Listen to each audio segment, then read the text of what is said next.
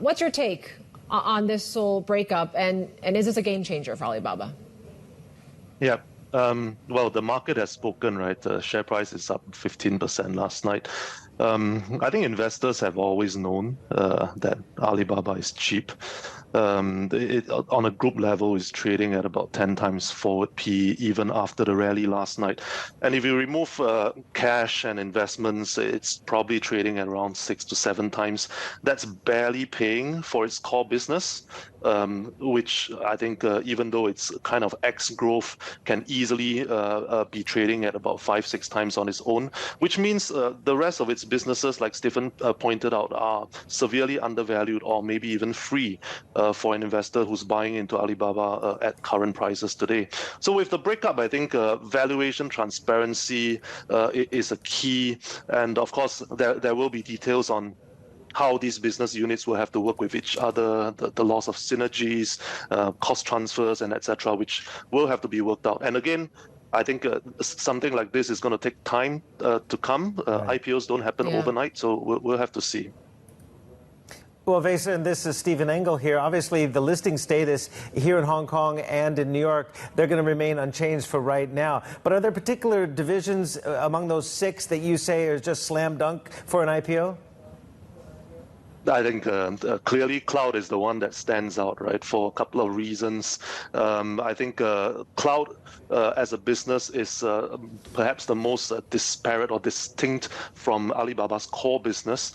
Unlike the rest of the business units, local services, logistics, which arguably are more tied to its core China commerce business, cloud stands apart, and it's mature and it's ready. And also cloud, even though growth has been depressed over the past 2 years because of COVID and implementation delays, it's got actually a much faster potential growth trajectory in the next couple of years with the reopening and with China's digitization still underway. So as a standalone unit, it can be worth a lot more than what it is today embedded into Alibaba.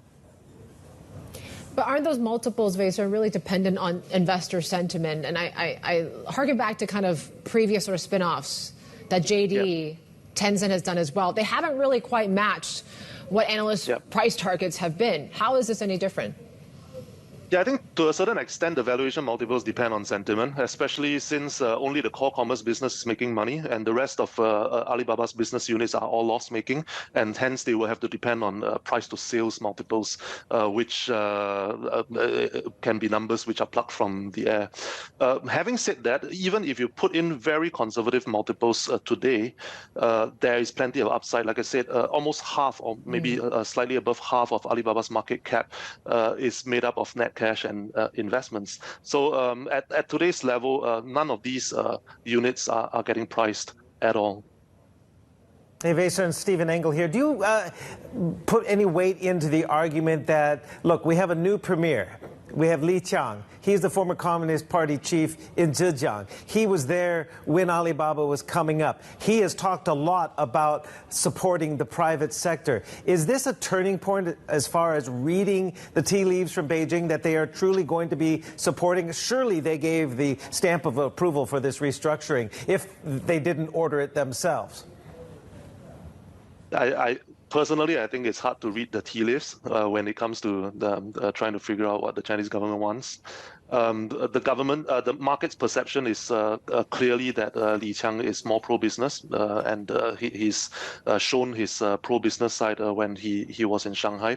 But what we do know, and the facts point to it, is that the government needs to boost the economy this year. And part of boosting the economy and driving consumption also involves boosting employment and incomes. And the big tech platforms, which have been under pressure over the last couple of years and shedding staff, are key to helping the government boost employment. So from that angle, I think it is possible to assume that the government can be more supportive of these platforms going forward.